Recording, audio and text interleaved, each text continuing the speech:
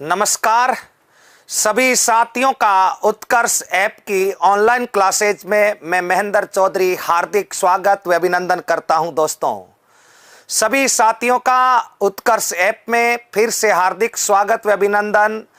उत्कर्ष app के इस live महासंग्राम में दोस्तों आज अपन चर्चा करेंगे राजस्थान की कला संस्कृति के ऊपर। राजस्थान कला संस्कृति की ये जो रोजाना लाइव क्लास होगी, इसमें अपन पूरी राजस्थान की कला संस्कृति के ऊपर विस्तार से बातचीत करेंगे। राजस्थान की सभी प्रतियोगी परीक्षाओं में कला संस्कृति का अहम योगदान है और उन प्रतियोगी परीक्षाओं के लिए जितने भी कला संस्कृति से संबंधित महत्वपूर्ण टॉपिक है, उन एक एक टॉपिक के ऊपर अपन दोस्तों विस्तार से बात करेंगे। मगर राम जी, संतोष शर्मा, भारत नागर, सभी को नमस्ते, गुड इवनिंग, सभी को नमस्ते। विकास कुमार जी, अब राजस्थान की इस कला संस्कृति के अध्याय में सबसे पहले मैं आपको कुछ साधारण बातें बता देता हूं। दोस्तों, इस क्लास में अपन क्या क्या पढ़ने वाले हैं और क्या क्या बातों पर बातचीत करने वाले हैं। सबसे पहले कला संस्कृति का प्रत्येक टॉपिक जो अपने कला संस्कृति में बन सकता है, उस प्रत्येक अध्याय पर राजस्थानी शब्दावली से लेकर के राजस्थानी लोकोक्ति, मुहावरे, बाकी अपने जितने भी टॉपिक है, जैसे सबसे पहले अपन किसी भी चीज की शुरुआत करते हैं तो देवी देवताओं का नाम लेते हैं, तो सबसे पहले अपन पढ़ेंगे राजस्थान के प्रमुख लोक देवता। लोक देवताओं के बाद में राजस्थान की प्रमुख लोक देवियां, देवियों के बाद में अपन पढ़ेंगे राजस्थान के प्रमुख संत संप्रदाय। संत संप्रदाय के पश्चात अपन राजस्थान की नृत्य कला, नृत्य कला के बाद में अपन राजस्थान के लोक नाट्य, लोक नाट्य के पश्चात जिन जिन टॉपिकों पर अपन चर्चा कर रहे हैं उन सभी टॉपिकों को मैं बता देता हूं। हाँ, सभी को गुड इवनिंग, सभी को गुड इवनिंग। लोक नाट्य के बाद में अपन इस क्लास में चर्चा करेंगे राजस्थान के प्रमुख लोक वाद्य, लोक वाद्य यंत्रों के पश्चात अपन चर्चा करेंगे राजस्थान के प्रमुख लोक गीत, लोक गीतों के पश्चात राजस्थान की चित्रकला, राजस्थान की चित्रकला के पश्चात राजस्थान की हस्तकला, हस्तकला के पश्चात राजस्थान का भाषा, राजस्थान का साहित्य, राजस्थान की बोलियां, इन सभी के ऊपर भी अपन चर्चा करेंगे। यानी भाषा, साहित्य एवं बोलियां, इन पर भी अपन बातचीत करेंगे। इसके अलावा राजस्थान की स्थापत्य कला, देखिएगा राजस्थान की स्थापत्य कला, कला संस्कृति में जो सबसे महत्वपूर्ण पोर्शन होता है वो होता है अपने राजस्थान की स्थापत्य कला। स्थापत्य कला, इस स्थापत्य कला के अंतर्गत दोस्तों अपन पढ़ेंगे राजस्थान के प्रमुख दुर्ग, दुर्गों के अलावा राजस्थान के प्रमुख महल, महलों के अलावा राजस्थान के प्रमुख मंदिर, मंदिर के अलावा राजस्थान की प्रमुख हवेलियां, हवेलियों के अलावा राजस्थान की प्रमुख छत्रियां, छत्रियों के अलावा राजस्थान के प्रमुख कुंड, इसके अलावा राजस्थान के प्रमुख पर्यटन स्थल। बताओ किस पर चर्चा करेंगे? राजस्थान के प्रमुख पर्यटन स्थल। पर्यटन स्थल के पश्चात राजस्थान की जनजातियां, जनजातियों के पश्चात अपन राजस्थानी शब्दावली, राजस्थानी शब्दावली के पश्चात अपन चर्चा करेंगे राजस्थानी कहावतें। यानी राजस्थान की कला संस्कृति से जितने भी टॉपिक बन सकते हैं, इस क्लास का प्रमुख उद्देश्य आपकी पूरी कला संस्कृति के विषय को बेहद मजबूत करने का उद्देश्य है। कला संस्कृति से देखिएगा, राजस्थान में कला संस्कृति में अपने अलग अलग प्रतियोगी परीक्षाओं में अलग अलग टॉपिक देते हैं, फिर भी एक टॉपिक दूसरे टॉपिक से संबंधित होता है। तो कभी कभार अपने एक टॉपिक सिलेबस में दिया हुआ है लेकिन बिना सिलेबस वाले टॉपिक से भी प्रश्न पूछ लेते हैं, तो अपन फिर कहते हैं कि ये आउट ऑफ सिलेबस है। वो आउट ऑफ सिलेबस कुछ नहीं होता। राजस्थान की कला संस्कृति का मतलब है पूरा ओवल, और जितने टॉपिक बनते हैं उन सब पर अपन विस्तार से बातचीत करने वाले हैं।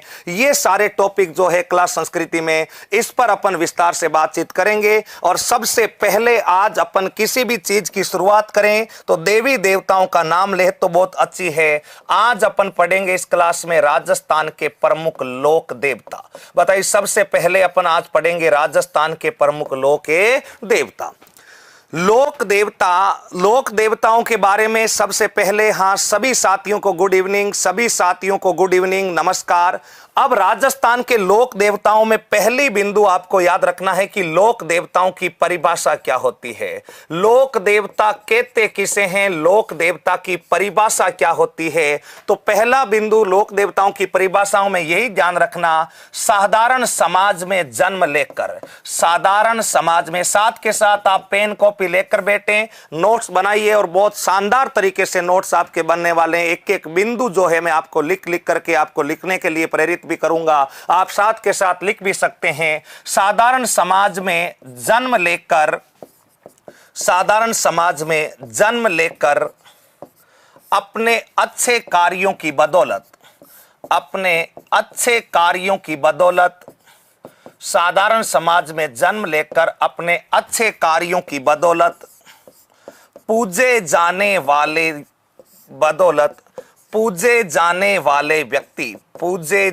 वाले व्यक्ति उनको बताओ अपन क्या कहते हैं भाई, लोक देवता कहते हैं। उनको बताओ क्या कहते हैं, लोक देवता। यानी आप और हमारी तरह ही वो व्यक्ति है जिन्होंने साधारण समाज में जन्म लिया, लेकिन गायों की रक्षा की, महिलाओं की रक्षा की, समाज सुधार के कार्य किए, अपनी देवीय शक्ति का प्रयोग करते हुए लोगों को चमत्कारों से भला किया, लोगों के दुख दर्द और कष्टों का निवारण किया। इन सभी कार्यों को करने के कारण लोगों की भावनात्मक दृष्टि से उन लोगों से जुड़ाव होता है, और फिर वो जब समाधि या उनकी मृत्यु होती है तब अपन उनकी पूजा करें तो उन व्यक्तियों को बताओ क्या कहते हैं भाई, लोक देवता कहते हैं।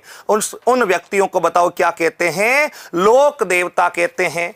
कुछ व्यक्ति कह रहे हैं कि एसआई के लिए पढ़े, प्रत्येक राज्य स्तरीय प्रतियोगी परीक्षा आपको इतनी मजबूत कला संस्कृति, आप किसी भी एग्जाम को देंगे तो कला संस्कृति का पूरा विषय मजबूत करना ही इस क्लास का प्रमुख उद्देश्य है। तो पहली बात हो गई परिभाषा। ठीक बात है गुरुजी, परिभाषा में तो हमें कोई दिक्कत नहीं है। अब देखो, लोक देवताओं की कुछ विशेष श्रेणियां होती है, वो भी अपने को पता होनी चाहिए। जैसे नंबर 1 पर लोक देवताओं की श्रेणी बताओ क्या होती है भाई, पीर।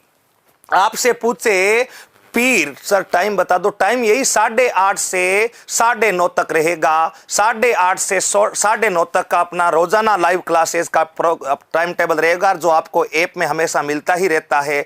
अब देखिए, पीर का अर्थ होता है हिंदू व मुस्लिम। बताओ, हिंदू व मुस्लिम दो धर्म, जो प्रमुख धर्म, बड़े धर्म जो है हिंदू व मुस्लिम धर्म में समान रूप से पूजे जाने वाले देव, धर्म में समान रूप से पूजे जाने वाले लोक देवता, हिंदू व मुस्लिम धर्म में समान रूप से पूजे जाने वाले जो लोक देवता होते हैं उनको दोस्तों बताओ क्या कहते हैं भाई, पीर कहते हैं। कई बार प्रतियोगी परीक्षाओं में ऐसे प्रश्न भी आए हैं कि पीर जो है वो उपरोक्त में से कौन सा पंच पीर नहीं है। राजस्थान में देखो कुल पीर कितने हैं भाई, राजस्थान में 5 पीर है जिनको अपन क्या कहते हैं, पंच पीर कहते हैं। तो पंच पीर राजस्थान में कौन कौन से हैं, गोगा जी, पाबू जी, हड़बू जी, रामदेव जी, मांगलिया, मेहा। ये 5 पीर है जिनके बारे में कहा जाता है पाबू जी, हड़बू जी, रामदेव जी, मांगलिया, मेहा, पांचों पीर पधारो, गोगा जी गेहा। अब देखो 5 पीर में सबसे बड़ा पीर है पीरों का पीर, जिनका नाम है रामसा पीर। यानी नंबर 1 पर आपको ध्यान रखना है रामदेव जी, नंबर 2 पर आपको ध्यान रखना है पाबू जी। नंबर 2 के पीर में बताओ किसका नंबर है, पाबू जी। नंबर 3 में पंच पीरों में जो नाम आता है वो आता है दोस्तों गोगा जी का। नंबर 4 में जो नाम आता है वो आता है हड़बू जी का। और नंबर 5 में जो नाम आता है वो आता है मेहा जी। और मेहा जी बताओ क्या है भाई, मांगलिया। हालांकि इनका मूल गोत्र सांकला था, लेकिन अपने ननिहाल में रहने के कारण ननिहाल वालों का गोत्र था मांगलिया, इस कारण ये मांगलिया कहलाए। तो ये है राजस्थान के 5 पीर। तो पहली कैटेगरी लोक देवताओं की होती है पीर। पीर का अर्थ होता है हिंदू मुस्लिम दोनों धर्मों में समान। कुल कितने पीर है भाई, 5 पीर है। कभी कभी ये प्रश्न आता है कि उपरोक्त में से कौन सा लोक देवता पंच पीर में नहीं है, तो ये 500 नाम आपको पता होना चाहिए। इनकी परिभाषा और पीर आप अच्छे से लिख लीजिएगा। परिभाषा हो गई, साधारण समाज में जन्म लेने वाले देवता या व्यक्ति जो अपने कार्यों की, अपने अच्छे कार्यों की बदौलत पूजे जाते हैं उनको पीर कहते हैं। हिंदू व मुस्लिम धर्म में समान रूप से पूजे जाने वाले लोक देवता जो है पीर कहलाते हैं। और कुल पीरों की संख्या बताओ कितनी है भाई, 5। तो ये तो बात हुई पहली अपने लोक देवता की परिभाषा एवं लोक देवता की पहली श्रेणी पीर। नंबर 2, जेल प्रेरी में प्रश्न पूछा गया था लोक देवताओं की दूसरी श्रेणी जिसका नाम है जुंजार जी। बताओ नंबर 2 की श्रेणी अपन पढ़ते हैं जुंजार जी। जुंजार जी किन लोक देवताओं को कहा जाता है, ध्यान रखना। जुंजार जी कहते हैं ऐसे लोक देवता, मान लो कोई व्यक्ति है, ये आपके सामने लोक देवता है, ये कोई प्रतिमा दिख रही है, अगर ये व्यक्ति महिलाओं की रक्षा करते हुए, बताओ किसकी रक्षा करते हुए भाई, महिलाओं अथवा गायों की रक्षा करते हुए, महिलाओं अथवा गायों की रक्षा करते हुए वीर गति को प्राप्त, रक्षा करते हुए वीर गति को प्राप्त होते हैं, तो इनको बताओ क्या कहते हैं भाई, अपन जुंजार कहते हैं। इनको अपन क्या कहते हैं, जुंजार कहते हैं। जुंजार के बारे में 7-8 बातें आपको आवश्यक रूप से पता होनी चाहिए। पहली बिंदु, जितने भी जुंजार लोक देवता होते हैं, जितने भी जुंजार लोक देवता होते हैं, इनको सामूहिक रूप से अपन गोरक्षक देवता भी कह सकते हैं। बताओ सामूहिक रूप से कौन से देवता कह सकते हैं, गोरक्षक देवता। आपसे परीक्षा में ऐसा भी प्रश्न पूछ ले कि उपरोक्त में से गोरक्षक देवता, तो आपको उनको एक शब्द में कहना हो, जैसे अपन हिंदी में नहीं पढ़ते वाक्यांश के लिए एक शब्द, तो आपको पूछ ले जुंजार के लिए एक शब्द है, तो जुंजार के लिए बताओ अपन एक शब्द कौन सा लेते हैं भाई, गोरक्षक। नंबर 2, जितने भी लोक देवता जुंजार होते हैं, जितने भी लोक देवता जुंजार होते हैं, इनके मंदिर में, जितने भी लोक देवता जुंजार होते हैं, इनके मंदिर को दोस्तों ध्यान रखना क्या कहते हैं, थान अथवा देवरा कहते हैं। जितने भी लोक देवता जुंजार होते हैं, उनके मंदिर को थान या बताओ क्या कहते हैं भाई, देवरा कहते हैं। जैसे तेजा जी का छोटा मंदिर देवरा या थान कहलाता। गोगा जी भी गायों की रक्षा करते हुए वीर गति को प्राप्त हुए थे, इस कारण इनको थान या बताओ इनके मंदिर को भी थान या क्या कहा जाता है, देवरा कहा जाता है। तो ध्यान रखिएगा थान या देवरा कहा जाता है।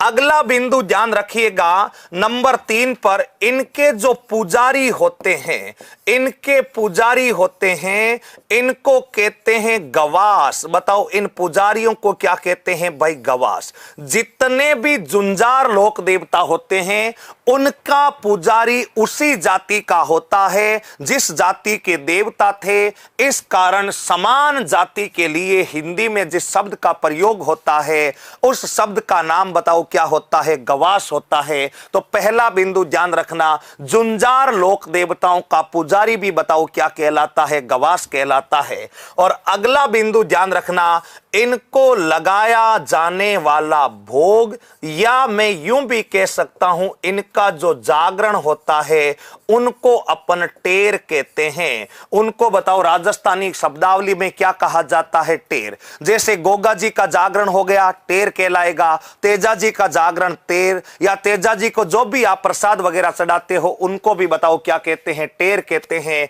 तो ये अपने हैं लोक देवताओं की दूसरी कैटेगरी जो आपको समझ में आनी चाहिए। ऐसे लोक देवता जो महिलाओं की रक्षा करते हुए या गायों की रक्षा करते हुए वीर गति को प्राप्त होते हैं, उनको अपन कहते हैं जुंजार। ध्यान रखिए उनको क्या कहते हैं, जुंजार। जुंजारों को सामूहिक रूप से गोरक्षक देवता, इनके मंदिर को थान या देवरा, भोग या जागरण टेर, और पुजारी गवाक्ष। आप साथ के साथ में कॉपी लेकर के बैठें और लिखते रहें। तो ये अपने लोक देवताओं की दूसरी कैटेगरी है जिसका नाम है जुंजार। बताओ जिसका नाम क्या है भाई, जुंजार। अब अगले बिंदु की तरफ पढ़ते हैं। नंबर 3 आता है लोक देवता जिनका नाम है खारा मामा। बताओ नंबर 3 के जो लोक देवता है उनका नाम है खारा मामा। देखो खारा मामा लोक देवता किनको कहा जाता है, सबसे पहला बिंदु अपने को यही पता होना चाहिए कि खारा मामा का अर्थ क्या होता है। खारा मामा का अर्थ होता है ऐसे लोक देवता जिन्हें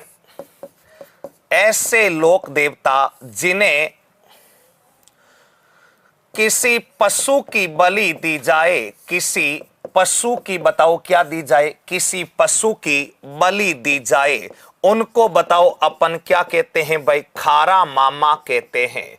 अब देखिएगा इस श्रेणी में राजस्थान के कौन कौन से लोक देवता है। तेजा जी का पुजारी को गोड़ला कहते हैं क्या सर? बिल्कुल जसवंत सिंह जी, तेजा जी के पुजारी को गोड़ला कहते हैं, अपन अलग अलग पढ़ेंगे। जैसे गोगा जी के पुजारी को चायल कहते हैं। देखो कुछ विद्यार्थी यहां पर कंफ्यूज हो रहे हैं, ध्यान रखना। मैंने कहा कि पुजारी जो है सामूहिक रूप से क्या कहलाता है? गवास। अपन जब तेजा जी पढ़ेंगे तो तेजा जी के पुजारी को अलग से गोड़ला कहेंगे। लेकिन आपसे परीक्षा में वो प्रश्न क्या पूछेगा? जुंजार लोक देवताओं का पुजारी कहलाता है। तो जुंजार लोक देवताओं का पुजारी आप बताओगे क्या कहलाता है भाई? गवास। फिर अपन जब गोगा जी पढ़ेंगे तो पढ़ेंगे गोगा जी का पुजारी क्या कहलाता है भाई? चायल कहलाता है। तेजा जी का पुजारी क्या कहलाता है? तेजा जी का पुजारी कहलाता है गोड़ला। तो ये जुंजार जी के पुजारी की मैं बात कर रहा हूं। तो अगले बिंदु की तरफ पढ़ते हैं। अगला बिंदु है अपना, खारा मामा के बारे में पढ़ रहे थे। तो ऐसे लोक देवता जिन्हें किसी पशु की बलि दी जाए उन्हें अपन खारा मामा कहते हैं। जैसे खारा मामा के बारे में अगर मैं उदाहरण लूं तो उदाहरण बताओ, सबसे पहला मैं लेता हूं मामा देव। बताओ कौन सा उदाहरण लेता हूं? मामा देव। देखो मामा देव जो है इन्हें कहते हैं बरसात का देवता। बताओ मामा देव को क्या कहते हैं भाई? बरसात का देवता कहते हैं। ध्यान से समझना, एक एक कैटेगरी को वापस समझा देंगे। इस कैटेगरी को, मामा देव को अपन कहते हैं बरसात के देवता। मामा देव जो होता है, इनका जो मंदिर होता है, इस मंदिर में, मंदिर जो होता है तोरण के रूप में होता है। बताओ मंदिर किसके रूप में होता है भाई? तोरण के रूप में। गांव के बाहर, जब अपन गांव के बाहर जाते हैं तब गांव के बाहर का जो खेजड़ी का वृक्ष होता है उस पर एक तोरण लटकता रहता है, और वही तोरण जो है, वो तोरण बताओ कौन से देव का प्रतीक माना जाता है भाई? मामा देव का प्रतीक माना जाता है। अगला मामा देव के बारे में अगला बिंदु आप ये ध्यान रखिएगा कि मामा देव जो है, इनके आराधना में, मामा देव की आराधना में एक नृत्य होता है। उस नृत्य का नाम है धाड़ नृत्य। बताओ मामा देव की आराधना में जो नृत्य होता है, उस नृत्य का नाम बताओ कौन सा नृत्य है भाई? धाड़ नृत्य है। मामा देव की आराधना में धाड़ नृत्य। इनके मंदिर में ध्यान रखना, मामा देव का जो मंदिर है यहां पर भैंसे की बलि दी जाती। बताओ मामा देव के मंदिर में किसकी बलि दी जाती है भाई? भैंसे की बलि दी जाती है। और अगला बिंदु ध्यान रखना, इनका प्रमुख जो मंदिर बना हुआ है, मामा देव जी का जो प्रमुख मंदिर बना हुआ है, वो बना हुआ है मित्रों श्योलदड़ा गांव। बताओ कौन सा गांव है भाई? श्योलदड़ा गांव। श्योलदड़ा गांव तो पड़ता है सिक्कर में। श्योलदड़ा गांव तो बताओ कहां पर पड़ता है? सिक्कर में। तो ये होते हैं अपने नंबर 3 के लोक देवता, जिनका नाम क्या है? अपने मामा देव या खारा मामा। तो खारा मामा की परिभाषा क्या हो गई? खारा मामा यानी ऐसे लोक देवता जिन्हें किसी पशु की बलि दी जाए उसे खारा मामा कहते हैं। मामदेव, मामदेव को अपन बताओ किसकी बलि दे रहे हैं भाई? भैंसा। भैंसा एक पशु है या जानवर है, इनकी बलि देंगे तो खारा मामा। मामा देव जो होते हैं इनको बताओ किसका देवता कहते हैं भाई? बरसात का देवता कहते हैं। नेक्स्ट, मामा देव का मंदिर गांव के बाहर एक तोरण लटका होता है, यानी मंदिर होता नहीं है, तोरण लटका होता है, उसी को मामा देव का मंदिर कहते हैं। लेकिन राजस्थान में एक जगह ऐसी है जहां मामा देव का मंदिर बनाया गया है। वो जगह कौन सी है जहां पर मामा देव का मंदिर बनाया गया है? तो वो बातें स्थान है श्योलदड़ा। वैसे अधिकांश स्थानों पर मामा देव की जो पूजा होती है वो तोरण के रूप में होती है, लेकिन श्योलदड़ा गांव सिक्कर में मामा देव का क्या होता है भाई? मामा देव का मंदिर बना हुआ है। तो ये लोक देवता कहलाते हैं भाई खारा मामा।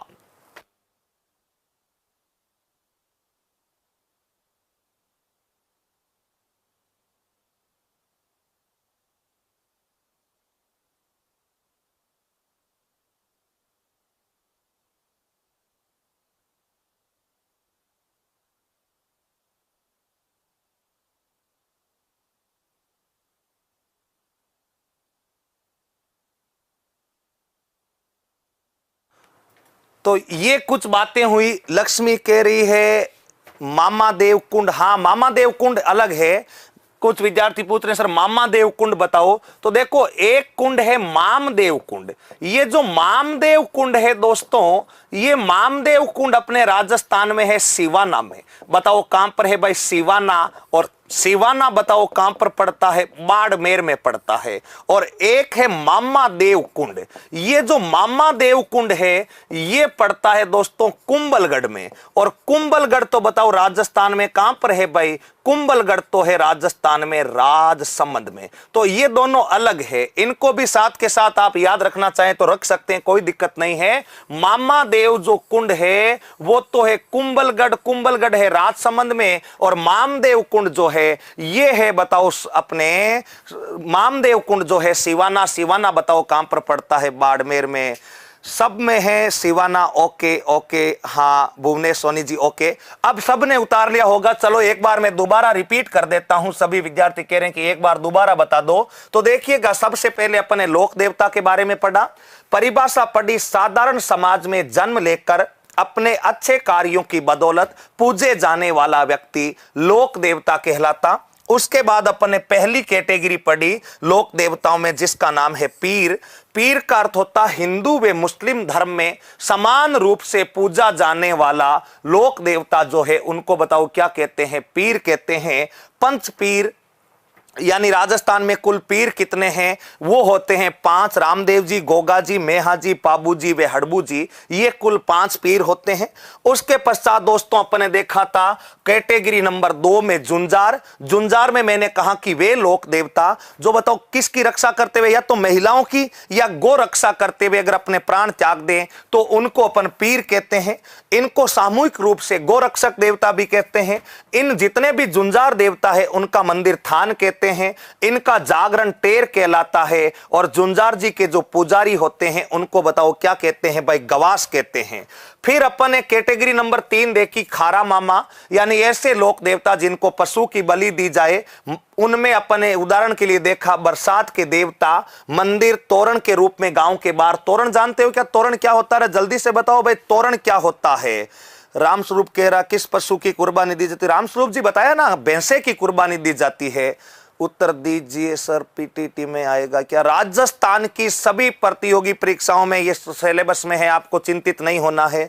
जुंजार जी में कौन देवता है? रवीना कह रही है। तो जुंजार जी वाले देवताओं के उदाहरण में लिखवा देता हूं, वैसे अलग अलग कैटेगरी वाइज में पढ़ाऊंगा। उदाहरण देखो, उदाहरण हो गए तेजा जी, तेजा जी के अलावा गोगा जी हो गए, गोगा जी के अलावा पाबू जी हो गए। ऐसे कई लोक देवता है जो बताओ किसके अंतर्गत आएंगे भाई? जुंजार जी के अंतर्गत आएंगे। मामादेव कुंड पर तो राणा कुंभा को धक्का दिया था, हाँ बिल्कुल दिया था। मामादेव कुंड पर उद्दा जो है उसने 1468 ईस्वी में राणा कुंभा को धक्का दिया था। सर आप यहां तक बताओ, ये जो तीनों कैटेगरियां हैं जल्दी से साथियों कमेंट करके बताओ, तीनों कैटेगरियां परीक्षा के लिए उपयोगी है? तीनों आप सबको समझ में आई? तो फिर आगे बढ़े, जल्दी से बताइए। लोक देवताओं की परिभाषा, उसके बाद पीर, पीर के बाद में जुंजार, जुंजार के बाद में बताओ क्या पढ़ा था आपने? खारा मामा। जल्दी से बताओ, जल्दी से बताओ, ये तीनों कैटेगरियां सबको क्लियर है? तो उसके पश्चात अपन एक एक लोक देवता के ऊपर विस्तार से चर्चा करते हैं। जल्दी से बताइएगा।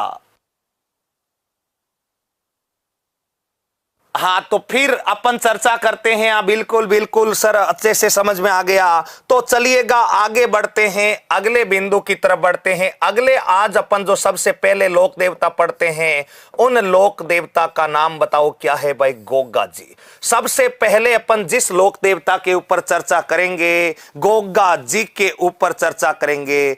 बाबूलाल कह रहा शादी में समझ के दुल्हे के, हाँ दुल्हा शादी में क्या मारता है? तोरण मारता है भाई। गोगा जी के बारे में दोस्तों सबसे पहले मैं आपको 5-7 बातें बता देता हूं। गोगा जी का जन्म हुआ था 1003, ये 1003 ध्यान रखना विक्रम संवत है। 1003 बताओ क्या है भाई? विक्रम संवत। अगर आपको ईस्वी निकालना है यानी सन निकालना है तो ध्यान रखना आप सन निकालोगे 946, यानी जो भी आपको इस विक्रम संवत में तिथि दे रखी होती है उसमें से 57 घटाओगे तो आपका क्या आ जाएगा? सन आ जाएगा। तो गोगा जी का जो जन्म विक्रम संवत तो 1003 और सन बताओ कौन सा है? 946। ये विक्रम संवत और सन क्या होता है गुरुजी, कुछ कह रहे हैं। तो देखो विक्रम संवत एक कैलेंडर होता है, जैसे हिंदू कैलेंडर है, और एक कैलेंडर होता है अंग्रेजी कैलेंडर। तो हिंदू कैलेंडर यानी अपना जो चैत्र फाल्गुन मास वाला होता है, इस कैलेंडर को अपन कहते हैं विक्रम संवत। और जो ग्रिगोरियन कैलेंडर होता है, जैसे वर्तमान में भाई अभी चल रहा है 2021, तो ये 2021 बताओ क्या है, ईस्वी है या 2021 को मैं सन भी बोल सकता हूं, एक ही बात है। यानी 2021 ईस्वी भी चल रहा है और 2021 सन भी चल रहा है। इसमें से मैं अगर 57 घटा दूंगा तो मुझे विक्रम संवत प्राप्त हो जाएगा। तो लोक देवता और देवियां के जो जन्म होते हैं वो प्राय विक्रम संवत में ज्यादा पूछे जाते हैं, क्योंकि हिंदू धर्म के देवी देवता है, तो हिंदू कैलेंडर पर इनकी वार और तिथियां पूछी जाती है। तो ध्यान रखना, गोगा जी का जन्म 1003 विक्रम संवत में हुआ। ठीक बात है। नंबर 2 पर ध्यान रखिएगा, गोगा जी का जो जन्म स्थान है वो है दोस्तों ददरेवा गांव। और ददरेवा गांव तो बताओ कहां पर पड़ता है भाई, चूरू में पड़ता है। गोगा जी का जन्म स्थान हुआ था ददरेवा। ये कई बार पूछा गया है कि गोगा जी का जन्म कहां पर, तो गोगा जी का जन्म ददरेवा चूरू में। नेक्स्ट अगर मैं बात करूं गोगा जी के पिता की, तो गोगा जी के पिता का नाम था दोस्तों जेवर सिंह। बताओ गोगा जी के पिताजी का नाम क्या था रे, गोगा जी के पिताजी का नाम जेवर सिंह। साथ के साथ आप लिखते ही रहें, साथ के साथ आप लिखते ही रहें। कुछ कह रहे हैं सर 78 वाला बताओ। अरे भाई कैलाश जी 78 वाला भी चर्चा करेंगे, जब अपन मेले त्योहार पढ़ेंगे तब आपको तीनों कैलेंडर, चारों कैलेंडर, हिजरी सन मुस्लिम कैलेंडर, शक संवत राष्ट्रीय कैलेंडर, विक्रम संवत जो है अपना हिंदू कैलेंडर, और ग्रिगोरियन अंतरराष्ट्रीय कैलेंडर, चारों कैलेंडरों के बारे में मैं आपको विस्तार से बताऊंगा। थोड़ा सा आपको क्या रखना पड़ेगा भाई, सब्र रखना पड़ेगा। सब्र का फल हमेशा क्या होता है, मीठा होता है। तो चारों कैलेंडर में बताऊंगा। अभी अपन देवता पढ़ रहे हैं तो देवताओं में कैलेंडर का जिक्र करने पर अपना समय जाया होगा, इसलिए चारों कैलेंडर आप बेफिक्र रहे, जब अपन मेले त्योहार पढ़ेंगे तब विस्तार से आपको बता दिए जाएंगे। अब देखिएगा अगला, पिता के बाद में इनके माता के नाम की अगर मैं बात करूं तो इनके माता का नाम था कमला दे। बताओ इनके माता का नाम क्या था भाई, कमला, सॉरी इनके माता का जो नाम था वो था बाछल दे। इनकी माता का जो नाम था वो नाम था बाछल दे।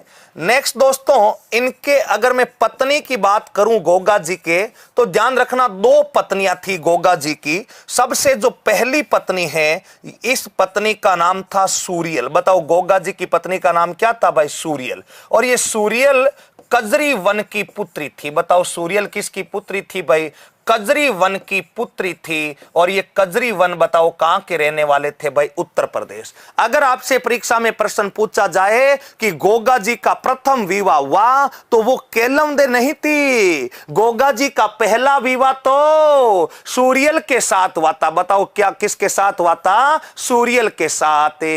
आपने पहले 943 बताया, 943 कहां से, 1003 में से 57 घटाओ बेटा, थोड़ा सा दिमाग लगाओ। 1003 में से 57 घटाओगे तो कितना आएगा, 946 आएगा। अब देखिए ना अगला बिंदु देखिए, सूरियल के पश्चात इनकी पत्नी नंबर 2 की जो पत्नी है उनका नाम है केलम दे। और ये केलम दे जो रहने वाली है, ये रहने वाली है ददरेवा। और ददरेवा तो बताओ कहां पर पड़ता है भाई, चूरू में। ददरेवा कहां पर पड़ता है, चूरू में। अब देखो ददरेवा, सॉरी केलम दे जो है ये रहने वाली है कोल्लूमंड की। ददरेवा बताओ कहां, ये केलम दे कहां की रहने वाली है भाई, कोल्लूमंड। कोल्लूमंड पड़ता है जोधपुर। ददरेवा में तो गोगा जी का जन्म हुआ, और कोल्लूमंड में ये बुड्ढन जी राठौड़ की पुत्री थी। बताओ किसकी पुत्री थी भाई, बुड्ढन जी राठौड़। तो ये कुछ साधारण बातें अपने को पता होना चाहिए। अगला, गोगा जी की मैं जाति पर बात करूं तो गोगा जी की जाति थी चौहान। गोगा जी की जाति चौहान राजपूत, गोगा जी की जाति थी चौहान राजपूत। नेक्स्ट, गोगा जी के अगर मैं सवारी पर बात करूं तो गोगा जी की सवारी थी नीली घोड़ी। बताओ गोगा जी की सवारी का नाम क्या था भाई, नीली घोड़ी, जिसको अपन कहते हैं गोगा बप्पा।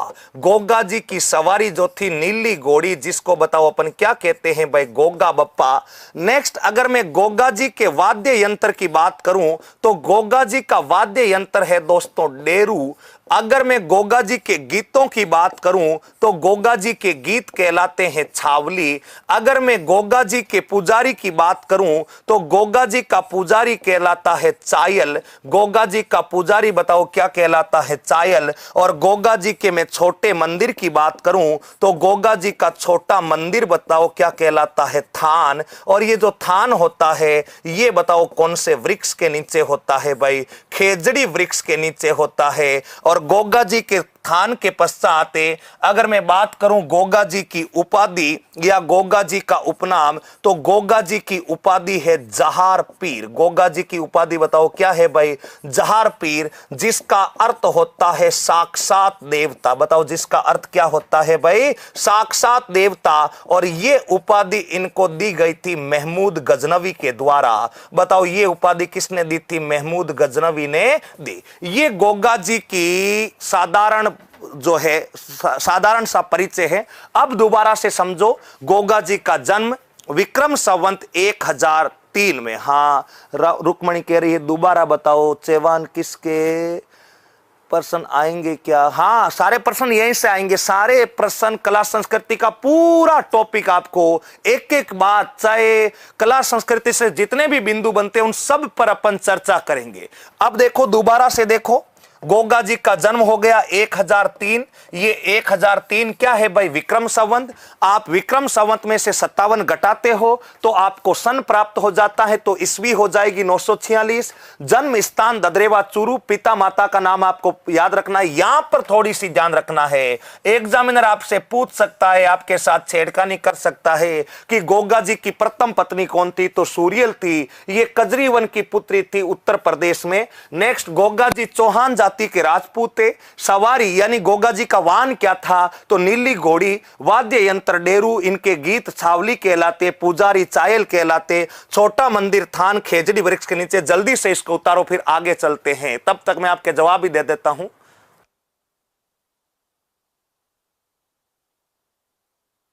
अंकित कह रहा मेरे आंसर का जवाब दो। बताओ कौन सा आंसर है? युद्ध के दौरान ही गजनवी ने नाम जाहिर पीर दिया था। हाँ दिया था। अभी गोगा जी के बारे में अपन बातचीत करेंगे। पीटीटी डेरू किसका बना होता है? भाई डेरू बना होता है आम की लकड़ी का। बताओ ये डेरू वाद्य यंत्र जो होता है, कुछ विद्यार्थी पूछ रहे हैं गुरुजी किसका बना होता है? तो आम की लकड़ी। देखो जो टॉपिक चल रहा है उससे संबंधित आप जो भी प्रश्न पूछेंगे आपकी सारी जिज्ञासाएं जो है कहानी के जैसे पढ़ाओ। अभी कहानी जैसे ही पढ़ रहे हैं, पहले सुनील जी अपन पहले फैक्ट पढ़ लेते हैं, उसके बाद पूरी गोगा जी की कहानी समझाएंगे आपको। एक एक कहानी आपको सारे देवताओं की कथा सुनाएंगे। पहले परीक्षा में जहां से ज्यादा प्रश्न बनते हैं उन फैक्ट को पहले पढ़ ले तो अच्छा रहेगा। अभी गोगा जी के बारे में हजारों बातें अपन पढ़ेंगे, एक बार यहां तक उतारो उसके बाद आगे बढ़ते हैं। गुरु जी राम राम राम राम। क्लास डेली इसी समय होगी क्या? हाँ इसी समय होगी। नेक्स्ट है सर ये महमूद गजनवी सर पुजारी को क्या कहते हैं? पुजारी को चायल कहते हैं बेटा, चायल। शीतल कह रही स्पीड कम करो। हाँ आराम से। भाद्रपद कृष्ण नवमी को मेला। हाँ लगेगा मेला, थोड़ा सा सब्र रख, अभी मेला लगने ही वाला है। प्रमुख मंदिर गोगा जी के। क्लास चली नहीं थी, अब चल गई प्रियंका जी, अब चल गई। थोड़ी सी टेक्निकल इश्यू के कारण थोड़ा लेट हुआ है। सर 7 नोट्स बना रहे हैं। हाँ तो यहां तक सबने बना लिया तो ये है भाई गोगा जी। अब देखो गोगा जी को ध्यान से समझना, पूरी कथा। कुछ कह रहे हैं गोगा जी की कहानी सुनाओ, तो आओ भाई गोगा जी की कहानी सुनते हैं। नंबर, अब गोगा जी के बारे में पूरा इतिहास यहीं से निकलेगा। जितनी भी गोगा जी के बारे में अन्य महत्वपूर्ण बातें हैं वो सारी यहीं से निकलेगी। देखो गोगा जी को एक तो अपन कहते हैं गायों के देवता। बताओ गोगा जी को किसके देवता कहते हैं भाई? गोगा जी को कहते हैं गायों के देवता, और एक अपन गोगा जी को कहते हैं सर्पों के देवता। बताओ एक तो गोगा जी को गायों के देवता और एक गोगा जी को कहते हैं सर्पों का देवता। अब ध्यान से समझना, पहली बात, गोगा जी जो है उनको गायों के देवता क्यों कहते? देखना हुआ क्या था, गोगा जी के 2 मौसेरे भाई थे। गोगा जी के 2 मौसेरे भाई थे जिनका नाम था अर्जन व सर्जन। गोगा जी के 2 मौसेरे भाई जिनका नाम था अर्जन और सर्जन। ये अर्जन और सर्जन और गोगा जी के बीच में दोस्तों किसी बात को लेकर, जमीनी विवाद को लेकर दुश्मनी हो जाती है। ठीक बात है, अर्जन और सर्जन से लेकर के जमीनी विवाद गोगा जी को हो जाता है, तो अर्जन सर्जन ने गोगा जी को मजा चकाना चाहते हैं। बोला हमसे दुश्मनी लेगा, हम तो चूरू क्षेत्र के दादा हैं, हमसे दुश्मनी गोगा जी महंगी पड़ेगी। इस कारण अर्जन सर्जन गोगा जी को क्या करना चाहते हैं, किसी भी समय गोगा जी के लिए घात लगाकर बैठे थे और गोगा जी को मजा चकाना चाहते हैं अर्जन सर्जन।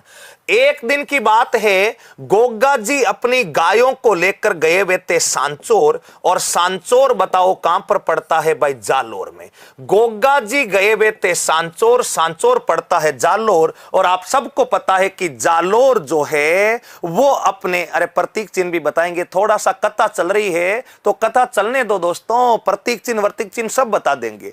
गोगा जी थोड़ा सा आप सब्र रखोगे तो गोगा जी के ऊपर आपको पूरी पीएचडी करवा देंगे। अब बीच में ही प्रतीक चिन्ह आ जाएगा तो सुन लो भाई पहले पूरी, फिर गोगा जी की कथा का पूरा परवाह टूट जाएगा। प्रतीक चिन्ह होता है सर्प, अपने पत्थर के ऊपर सर्प का उत्कीर्णन, यानी कोई पत्थर है और उसके ऊपर सांप का कोई चिन्ह बना हुआ है तो वो गोगा जी का प्रतीक चिन्ह होता है। जब गोगा जी पूरे हो जाएंगे तब आपके कोई भी डाउट रहेंगे, गोगा जी से जितने भी पिछली प्रतियोगी परीक्षाओं में प्रश्न आए हैं वो भी मैं आपको सोल्व करवाऊंगा। गोगा जी से कैसे कैसे प्रश्न संभावित परीक्षाओं में बन सकते हैं वो भी मैं आपको बताऊंगा। कथन कारण वाले प्रश्न जो उच्च स्तरीय परीक्षाओं में आते हैं उनको भी मैं सोल्व करवाऊंगा। लेकिन थोड़ा सा आपको बताओ क्या कहलाना है, थोड़ा सा सब्र रखना है। खवी लोक देवता मोहित राव जी खवी लोक देवता के ऊपर भी आएंगे। जो पितृ पूजा वाले लोक देवता है वो खवी लोक देवता कहलाते हैं।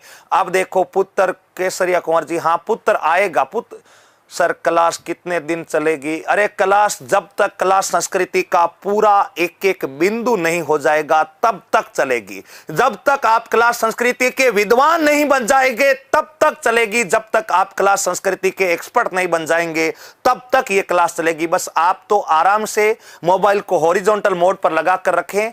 अब एक एक प्रश्न का जवाब जब गोगा जी पूरे होंगे तब मैं आपसे सुझाव मांगूंगा कि अब बताओ आपको गोगा जी में और क्या क्या बताना है, आपको क्या क्या डाउट है, तब आप बेझिझक पूछिएगा। अभी अपन कथा की शुरुआत कर रहे हैं तो कथा को ही पढ़ने दीजिएगा। अब देखो गोगा जी अपनी गायों को लेकर के सांचौर जालोर थे। गोगा जी सांचौर जालोर थे। इसी समय ये अर्जन सर्जन क्या करते हैं, मुस्लिम आक्रांता जिसका नाम था महमूद गजनवी, जिसका नाम था महमूद गजनवी, उसके साथ मिलकर के गोगा जी के ऊपर आक्रमण कर देते हैं। आक्रमण बताओ कहां पर करते हैं, सांचौर जालोर। गोगा जी सांचौर क्यों गए थे, अपनी गायों को लेकर गए हुए थे और यहीं पर सांचौर में अर्जन सर्जन, उस समय गजनवी गुजरात आया हुआ था, गजनवी के साथ मिलकर के गुजरात की सीमा पर स्थित जालोर में गोगा जी के ऊपर आक्रमण कर देते हैं और सांचौर नामक स्थान से महमूद गजनवी गोगा जी की बताओ क्या लूट लेते हैं भाई, गाय। तो पहला बिंदु आपको यही याद रखना है कि गोगा जी की गायें गजनवी ने किस स्थान से लूटी थी, तो आपका उत्तर होगा सांचौर। सांचौर बताओ कहां पर पड़ता है, जालोर। अब देखो अगला बिंदु, गोगा जी की जब गायें लूट ली तो क्या गोगा जी चुपचाप बैठेंगे क्या रे? नहीं, गोगा जी चुपचाप नहीं बैठेंगे। गोगा जी महमूद गजनवी से अपनी गायें आजाद करवाने के लिए गजनवी के ऊपर आक्रमण कर देते हैं और महमूद गजनवी और गोगा जी के बीच गायों को लेकर के युद्ध होता है। गायों को लेकर के बताओ महमूद गजनवी और गोगा जी के बीच युद्ध होता है। इस युद्ध की जानकारी अपने को मिलती है, एक ग्रंथ है, उस ग्रंथ का नाम है रावसाल ग्रंथ, और ये रावसाल ग्रंथ लिखा था कवि मेह ने। बताओ किसने लिखा था भाई, कवि मेह ने। तो रावसाल ग्रंथ जो कवि मेह ने लिखा है उसके अनुसार सांचौर जालोर से गजनवी ने गोगा जी से गायें लूटी। लूटने के पश्चात गोगा जी और गजनवी के बीच गायों को लेकर युद्ध होता है। इस युद्ध के दौरान गोगा जी की गर्दन कट करके गिर जाती है दोस्तों, ददरेवा। ददरेवा बताओ कहां पर पड़ता है भाई, चूरू में। और गोगा जी का बाकी जो शरीर होता है वो शरीर गिर जाता है दोस्तों नोहर। नोहर बताओ कहां पर पड़ता है भाई, हनुमानगढ़ में। अब ध्यान से देखना, गायें लूटी सांचौर जालोर से, युद्ध लड़ा गया चूरू के पास में, और चूरू में गोगा जी गजनवी के सामने लड़ रहे थे, लेकिन लड़ते लड़ते इनकी गर्दन कट गई, ददरेवा में गिरी। बिना गर्दन के गोगा जी गजनवी से लड़ते लड़ते, यानी गर्दन कटकर गिर गई है, फिर भी बाकी शरीर से गोगा जी लड़ रहे हैं।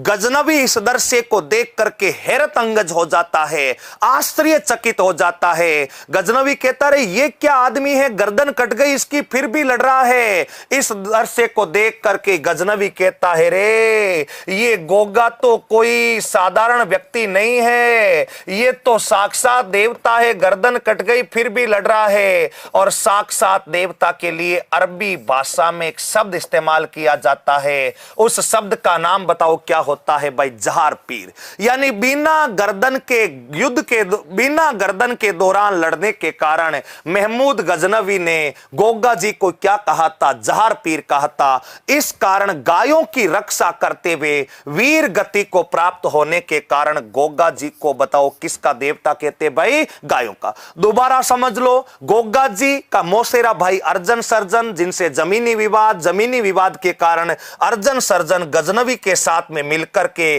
गोगा जी से अपनी दुश्मनी निकालने के लिए सांचौर जालोर नामक स्थान पर गायें लूट लेते हैं। परिणाम स्वरूप गोगा जी गायें आजाद करवाने के लिए गजनवी पर आक्रमण करते हैं। गोगा जी और गजनवी के बीच युद्ध होता है। इस युद्ध की जानकारी रावसाल द्वारा लिखित, कवि मेह द्वारा लिखित ग्रंथ रावसाल में मिलता है। युद्ध के दौरान गर्दन चूरू में गिर गई और शरीर जो है ये नौर हनुमानगढ़ में गायों की रक्षा करते हुए वीर गति को प्राप्त होने के कारण गोगा जी को बताओ किसका देवता कहते भाई? गायों का। तो यहां तक की जानकारी मैं लिख रहा हूं। सबसे पहले आपको बिंदु हेडिंग लगाना है गोगा जी की ओल्डी। बताओ आपको क्या लगाना है भाई? गोगा जी की ओल्डी। गोगा जी की ओल्डी बताओ कहां पर है?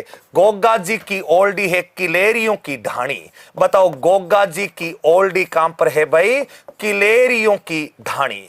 किलेरियों की ढाणी। अगर आप ध्यान से समझेंगे तो लोक देवता दोबारा पढ़ने की जरूरत भी नहीं पड़ेगी। और किलेरियों की ढाणी बताओ कहां पर पड़ता है भाई? सांचौर। सांचौर तो बताओ कहां पर है भाई? जालोर में। यानी गोगा जी की ओल्डी है किलेरियों की ढाणी, सांचौर जालोर। क्या होती है गुरुजी गोगा जी की ओल्डी? गोगा जी की ओल्डी का अर्थ है गोगा जी का कच्चा मंदिर है। बताओ गोगा जी का कैसा मंदिर है? कच्चा मंदिर है। ये गोगा जी की ओल्डी जो है इसका निर्माण किसने करवाया? गोगा जी की ओल्डी का निर्माण करवाया गया राजा राम कुम्हार के द्वारा। बताओ गोगा जी की ओल्डी का निर्माण किसके द्वारा करवाया गया? राजा राम कुम्हार। यहां पर गोगा जी का कच्चा मंदिर क्यों बना है? क्योंकि इस स्थान पर, बताओ इस स्थान पर गोगा जी से गायें लूटी। गोगा जी की गायें गजनवी ने लूटी। गोगा जी की गायें बताओ किसने लूटी भाई? गजनवी ने लूटी। इस कारण इस स्थान पर गोगा जी का मंदिर बना हुआ है। गायें लूटने की स्मृति में उस मंदिर को अपन कहते हैं गोगा जी की ओल्डी, किलेरियों की ढाणी, सांचौर। सांचौर बताओ कहां पर पड़ता है? जालोर में पड़ता है। नंबर 2 पर गोगा जी के बारे में बात करें तो आपसे पूछा जाएगा गोगा जी की शीर्ष मेड़ी कहां पर है? तो ध्यान रखना गोगा जी की शीर्ष मेड़ी जो बनी हुई है वो बनी हुई है दोस्तों ददरेवा। और ये ददरेवा स्थान तो बताओ कहां पर पड़ता है? चूरू में पड़ता है। यानी गोगा जी की जो शीर्ष मेड़ी है वो ददरेवा चूरू में है। यहां पर गोगा जी की गर्दन गिरी। बताओ गोगा जी की क्या गिरी भाई? गर्दन गिरी। और ध्यान रखना घोड़ी पर सवार प्रतिमा। बताओ गोगा जी की घोड़ी पर सवार प्रतिमा कहां पर है भाई? तो ये है शीर्ष मेड़ी में सवार प्रतिमा। भाई शीर्ष मेड़ी का अर्थ क्या होगा? गर्दन को अपन क्या कहते हैं? शीश कहते हैं। और गोगा जी का जो मंदिर होता है उसको मेड़ी कहते हैं। तो शीश मेड़ी या शीर्ष मेड़ी कहां पर है? ददरेवा में। ओल्डी है सांचौर में, क्योंकि यहां पर तो गोगा जी की गायें लूटी और यहां पर गोगा जी की गर्दन गिरी। जल्दी उतारो फिर आगे चलते हैं।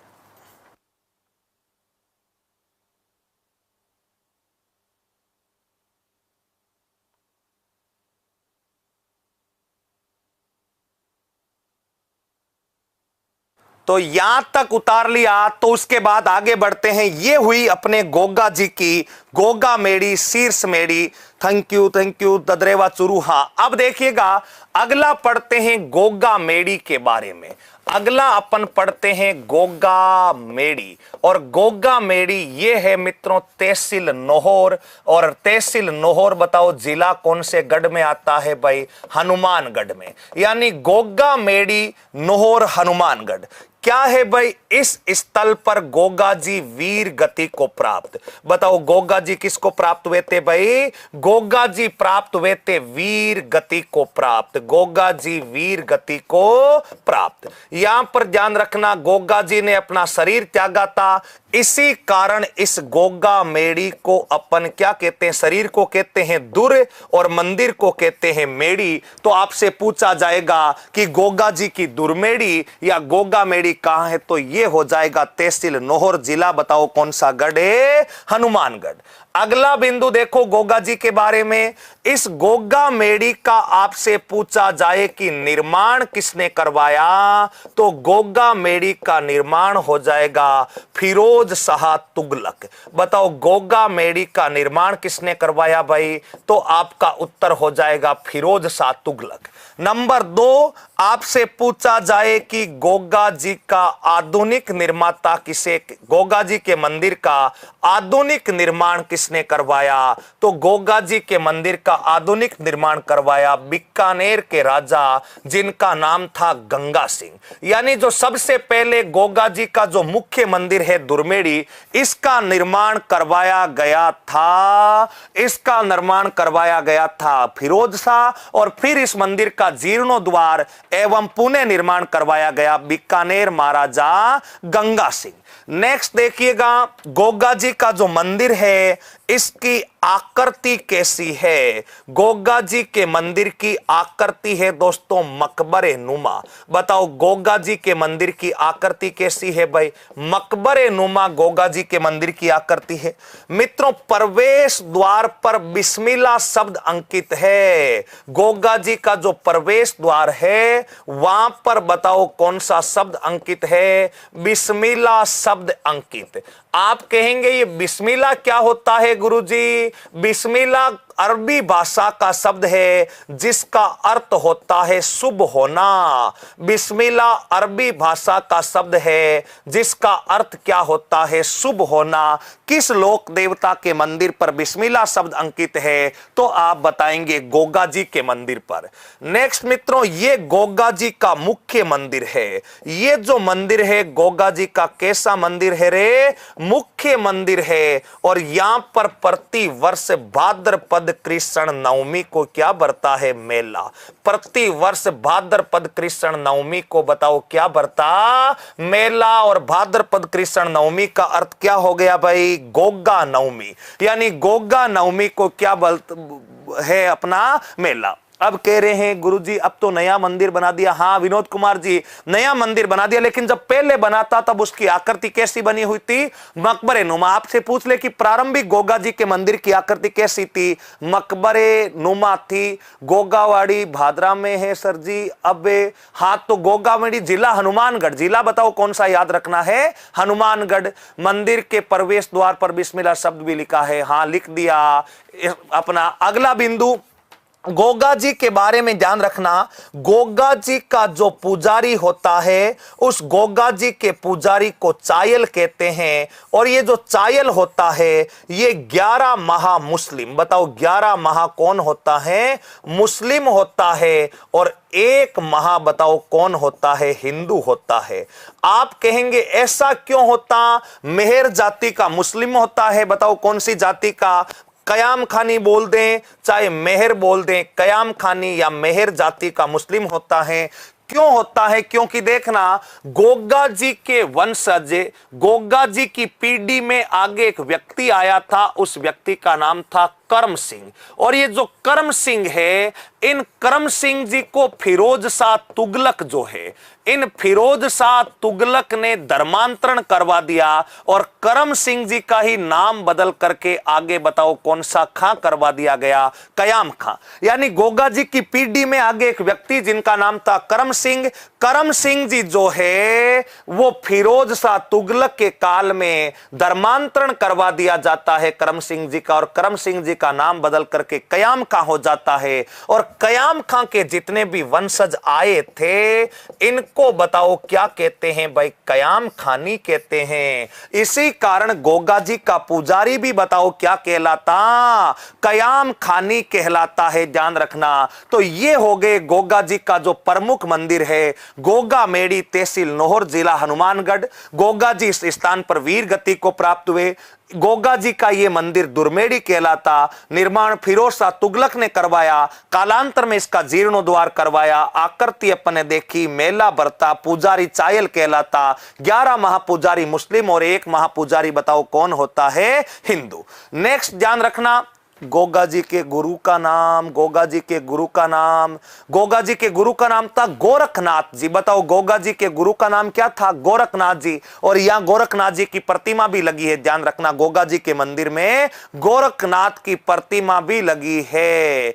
अब देखो ये हो गया गोगा मेड़ी की कुछ बातें। अब नंबर 2 पर अपन बात करते हैं गोगा जी के बारे में, जो साधारण सी बातें हैं। गोगा जी व महमूद गजनवी के बीच, गोगा जी व महमूद गजनवी के बीच, गोगा जी व महमूद गजनवी के मध्य महमूद गजनवी के मध्य गायों के युद्ध का वर्णन। गोगा जी व महमूद गजनवी के मध्य जो गायों को लेकर युद्ध हुआ, उस गायों के युद्ध का वर्णन, गायों के युद्ध का वर्णन। ये भी साथ के साथ उतार लेना भाई, गोगा जी व गजनवी के जो बीच युद्ध, गायों को लेकर युद्ध हुआ था, उसका युद्ध का वर्णन मिलता है ग्रंथ रावसाल में। बताओ कौन से ग्रंथ में मिलता है भाई, रावसाल में मिलता है। और इस रावसाल को लिखा था कवि मेह ने। बताओ किसने लिखा था, कवि महने। गोरखनाथ जी इनके गुरु थे कि हाँ गुरु थे, गोरखखाना में, हाँ गोरखाना में। बुरा राम कह रहा है, क्या कह रहा है, 1041 नहीं, 1041 नहीं होगा बुरा राम जी, 946 होगा। और अपना जन्म जो है जो 1003, 1041 नहीं होगा, विक्रम संवत 1003। गोगा जी के कितने पुत्र थे, गोगा जी के 47 पुत्र थे। यहां पर लिख सकते हैं गोगा जी 47 पुत्रों के साथ, गोगा जी 47 पुत्रों वे 52 भतीजों के साथ, 47 पुत्रों के साथ वीर गति को प्राप्त। गोगा जी इस युद्ध में 47 पुत्रों के साथ वीर गति को बताओ क्या हुए थे भाई, प्राप्त हुए थे। तो ये थे गोगा जी। शब्द का पीर बताया सर आपने, बिस्मिल्लाह पीर नहीं बेटा, महावीर कब बताया पीर, सर आपने बिस्मिल्लाह शब्द का अर्थ होता है शुभ होना। बिस्मिल्लाह शब्द का अर्थ क्या होता है, शुभ होना। अब देखो गोगा जी के बारे में पहली कथा यहां पर समाप्त होती है। गोगा जी के बारे में पहली कथा यह थी कि गोगा जी को गायों का देवता कहते, क्योंकि महमूद गजनवी से गोगा जी ने युद्ध करते हुए वीर गति पाई थी। गोगा जी की गजनवी ने गायें सांचौर से लूटी थी। युद्ध हुआ था ददरेवा के पास में, गर्दन गिरी थी ददरेवा में, सिर गिरा था हनुमानगढ़ में, वहां गोगा जी का मंदिर बना हुआ है। यह तो गोगा जी की पहली बात हुई। नंबर 2 पर गोगा जी को कहते हैं सर्पों के देवता। बताओ गोगा जी को किसको देवता कहते हैं भाई, गोगा जी को सर्पों का देवता कहा जाता है। गोगा जी को कहा जाता है सर्पों का देवता। गोगा जी को सर्पों का या सांपों का देवता क्यों कहते, ध्यान से देखना। सांपों का देवता इसलिए कहते हैं गोगा जी को क्योंकि गोगा जी की पत्नी जिनका नाम बताओ क्या था भाई, केलम दे। गोगा जी की पत्नी जिनका नाम था केलम दे, गोगा जी की पत्नी केलम दे को काले सांप ने डंक मारा, काले सांप ने दंश किया। और काले सांप ने दंश किया तो बताओ केलम दे कौन सी वासी हो गई रे, केलम दे हो गई स्वर्गवासी। बताओ केलम दे कौन सी वासी हो गई, स्वर्गवासी हो गई। अब देखो गोगा जी को जब इस बात की सूचना लगी कि उनकी पत्नी केलम दे तो स्वर्गवासी हो गई, तो गोगा जी खुश होंगे या नाराज होंगे? गोगा जी बड़े नाराज होते हैं और गोगा जी अपने पत्नी की मृत्यु की खबर सुनकर के गोगा जी पहुंच जाते हैं कोल्लूमंड गांव में। बताओ कौन से गांव में पहुंच जाते हैं? जहां केलम रहती है, कोल्लूमंड गांव। और कोल्लूमंड गांव तो बताओ कौन से जिले में आता है? जोधपुर जिले में। अब गोगा जी केलम दे के पास जाकर देखते हैं, केलम दे की नब्ज पर हाथ रखते हैं तो पता चला कि नब्ज तो रुकी हुई है, केलम दे स्वर्गवासी हो गई है। गोगा जी अपने ससुराल वालों को कहते हैं आप फॉर्च्यून रिफाइंड सोयाबीन ऑयल लेकर आइए। मित्रों, गोगा जी जो है अपने ससुराल में एक बट्टी लगाते हैं और बट्टी लगाकर बट्टी पर एक कढ़ाई लगाते हैं, कढ़ाई में तेल डालते हैं। केलम दे के पास बैठे हैं, केलम दे के पास में ध्यान रखना, अपने कढ़ाई है, कढ़ाई जो है इसमें क्या कर रखा है? तेल डाल रखा है। तेल को गर्म करते हैं और गोगा जी यहां पर मंत्रोच्चार करना शुरू कर देते हैं। गोगा जी के मंत्रों से प्रभावित होकर एक के बाद एक जो सर्प है वो इस गरम तेल की कढ़ाई में आते जा रहे हैं और फ्राई होते जा रहे हैं। गरम तेल की कढ़ाई में आते जा रहे हैं और फ्राई होते जा रहे हैं। गोगा जी मंत्रोच्चार कर रहे हैं और तेल सांप जो है इस गरम तेल की कढ़ाई में आते जा रहे हैं और गिरते जा रहे हैं। हजारों सांपों को गोगा जी ने इस गरम तेल की कढ़ाई में फ्राई कर दिया। मित्रों, इस दृश्य को देख रहे थे नागों के सबसे बड़े देवता यानी सर्प विभाग के अध्यक्ष, सांपों के सबसे बड़े देवता जिनका नाम था ताक्षक। बताओ जिनका नाम क्या था? ताक्षक। अब ताक्षक ने देखा रे गोगा जी हमारे वंशजों को मार रहा है, तो ताक्षक भागकर आते हैं गोगा जी को और कहते हैं गोगा जी क्या चाहिए? गोगा जी ने कहा कुछ नहीं चाहिए, मुझे तो केलम दे पुनर्जीवित चाहिए। ताक्षक ने कहा कि पुनर्जीवित नहीं हो सकती। गोगा जी ने कहा पुनर्जीवित नहीं हो सकती तो मैं मंत्रोच्चार करता रहूंगा, तुम्हारे पूरे वंश को समाप्त कर दूंगा। गोगा जी मंत्रोच्चार करते रहते हैं। ताक्षक पास में खड़ा है, नागों का सबसे बड़ा देवता ताक्षक बेबस नजर आ रहा है। ताक्षक के सामने सैकड़ों सांप इस गरम तेल की कढ़ाई में आते जाते हैं, गिरते रहते हैं। अंत में ताक्षक ने सोचा रे गोगा तो ऐसे पूरे वंश का विनाश कर देगा। गोगा जी ताक्षक गोगा जी के पास जाते हैं और कहते हैं कि गोगा जी सॉरी। क्या कहते हैं? गोगा जी सॉरी। गोगा जी ने कहा सॉरी से काम नहीं चलेगा, केलम दे को पुनर्जीवित करना पड़ेगा। और ये जो ताक्षक है, केलम दे के शरीर में जिस भी सांप का जहर था उस सांप के जहर को चूस करके बाहर निकालते हैं और बाहर निकाल करके केलम दे को बताओ क्या करवा देते हैं रे? पुनः जीवित करवा देते हैं।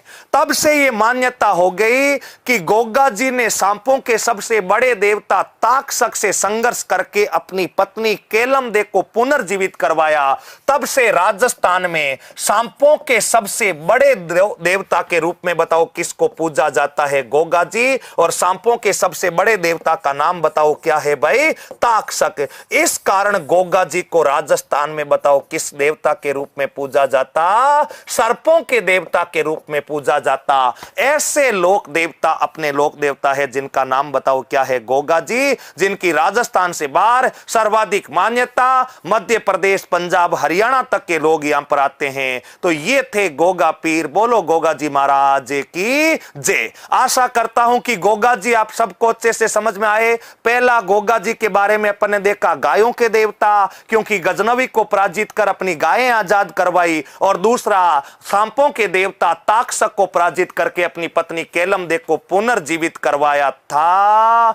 इस कारण उस समय पुनर्जीवित करवाया ताक्षक को। इस कारण अपने केलम दे को पुनर्जीवित करवाया ताक्षक को हराकर। इस कारण गोगा जी को सांपों के देवता कहते। ये था भाई लोक देवताओं की परिभाषा, लोक देवताओं की कुछ साधारण श्रेणियां और गोगा जी लोक देवता के बारे में पढ़ा। आशा करता हूं कि आप सबको अच्छे से समझ में आया होगा। अब अपनी क्लास का टाइम भी हो गया है। गोगा जी के बारे में और अपन बातचीत करते हुए अगले लोक देवता के बारे में पढ़ेंगे अपन अगली क्लास में। उम्मीद करता हूं कि सारे सभी प्यारे साथियों को अच्छी लगी होगी क्लास। फिर मिलते हैं अगली क्लास में। तब तक के लिए सभी प्यारे साथियों को सादर वंदे।